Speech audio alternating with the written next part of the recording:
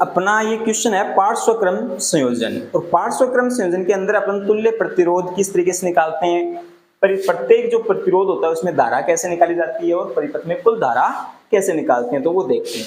तो देखो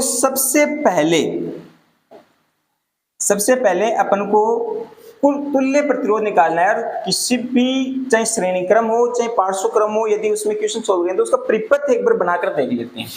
तो इसका परिपथ बनाएंगे तो ये पार्श्वक्रम के अंदर देखा, तो अपन पार्श्वक्रम के अंदर जो परिपथ बनाएंगे इसका वो कुछ इस तरीके से बनाते हैं कि तीनों प्रतिरोध अपन को परिपथ में कितने प्रतिरोध रखे, 3 प्रतिरोध। तो तीनों प्रतिरोधों को अपन को पार्श्वक्रम के अंदर जोड़ना है। एक बैटरी जोड़ दी, 3 प्रतिरोध जोड़ दिए, ये माइनस सिरा ये प्लस सिरा है। अब मान लो कि अपन को इसमें R1 दे रखा है, वो कितना दे रखा है 5 ओम। कितना दे रखा है 5 ओम। R2 इसमें दे रखा है अपन को 10 ओम। और जो R3 इसमें दे रखा है वो दे रखा है अपन को 30 ओम।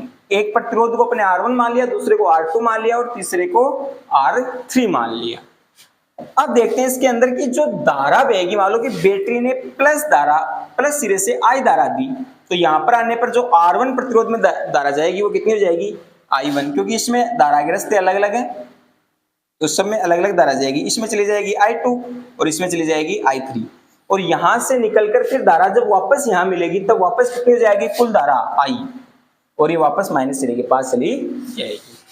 तो इसका जो सबसे पहला क्वेश्चन सोल्व करते हैं अपन। देखो सबसे पहला क्वेश्चन क्या है।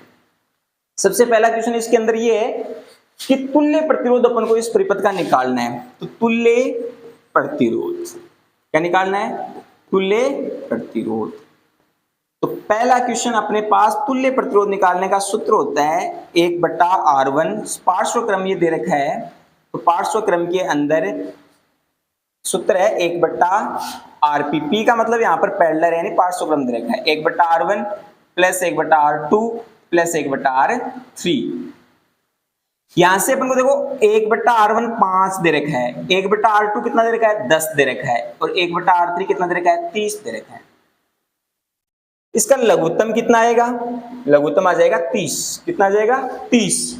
और यहां से 5 में 30 का भाग दो कितनी बार जाएगा 6 बार। 10 में 30 का भाग दो कितनी बार जाएगा 3 बार। और 30 में 30 का भाग दो कितनी बार जाएगा 1 बार। टोटल कितने हो गए 6 3 9 और 1 10, 10/3। ये अपने पास मान आया है 1/RP का। तो यहां से अपन को मान चाहिए RP का। किसका चाहिए RP का। तो RP का मान कितना हो जाएगा 30/10, और यहां से भाग दोगे कितना आ जाएंगे 3 ओम। ये आपका तुल्य प्रतिरोध आ गया। क्या आ गया आपका तुल्य प्रतिरोध। अब देखो इसमें अगला क्वेश्चन सोल्व करते हैं। तुल्य प्रतिरोध अपना पहला क्वेश्चन सोल्व हो गया। दूसरा क्वेश्चन इसके अंदर जो दे रखा है वो है अपने पास प्रत्येक प्रतिरोध में धारा, यानी कि अपने को ये पता होना चाहिए कि R1 प्रतिरोध में कितनी धारा जाएगी, R2 में कितनी धारा जाएगी और R3 में कितनी धारा जाएगी। तो अपन को इसमें ये देखना है कि जिसका प्रतिरोध कम होगा उसमें धारा ज्यादा जाएगी, और जिसमें प्रतिरोध का मान ज्यादा होगा उसमें धारा कम जाएगी, क्योंकि बाधा ज्यादा डालेगा जिसका प्रतिरोध ज्यादा होगा। तो पहले निकालते हैं R1 प्रतिरोध। R1 प्रतिरोध में धारा, और धारा निकालने का सूत्र क्या होता है I बराबर V बटा। तो यहां से R1 पर कितनी धारा निकालनी है I1, तो I1 बराबर हो जाएगा V बटा R1। अब V का मान यहां पर कितना दे रखा है 12 वोल्ट की बैटरी जोड़ी है, यहां पर 12 वोल्ट की बैटरी दे रखी है अपन को, तो 12/R1 का मान कितना है 5।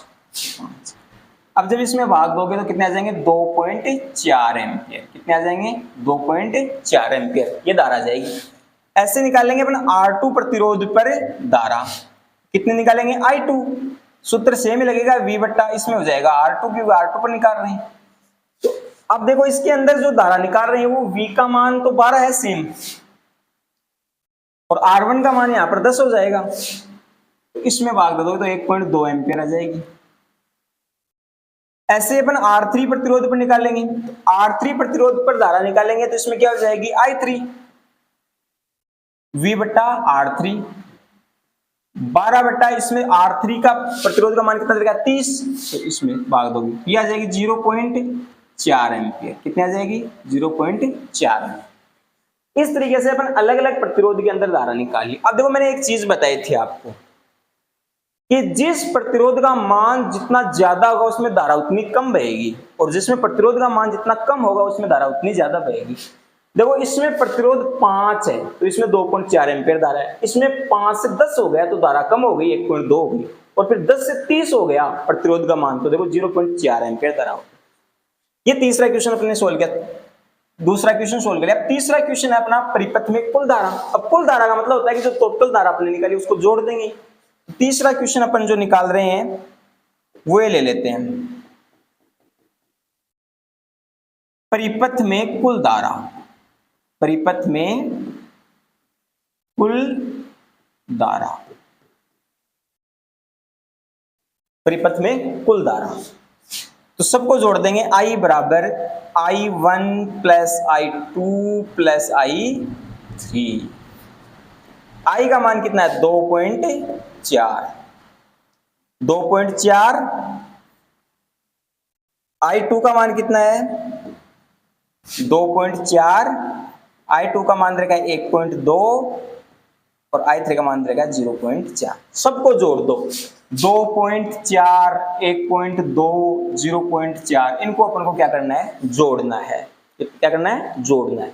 तो जोड़ दो, 4 4 8 2 10, 3 और 1 4, कितने एम्पीयर धारा आ गई इसमें 4 एम्पीयर धारा। क्या आ गई 4 एम्पीयर। कुल धारा कितनी होगी अपने पास 4 एम्पीयर धारा प्रवाहित पूरी परिपथ के अंदर। कुल पूरी परिपथ के अंदर कितनी एम्पीयर धारा है 4 एम्पीयर धारा प्रवाहित हो रही है। तो इस तरीके से अपन जो अपने पास श्रेणी क्रम का क्वेश्चन अपने सोल्व कर चुके हैं, पार्श्व क्रम का क्वेश्चन अपन ने इस तरीके से सोल्व किया है। कोई भी क्वेश्चन अपने पास इस तरीके से आए तो अपन इसको सोल्व कर सकते हैं।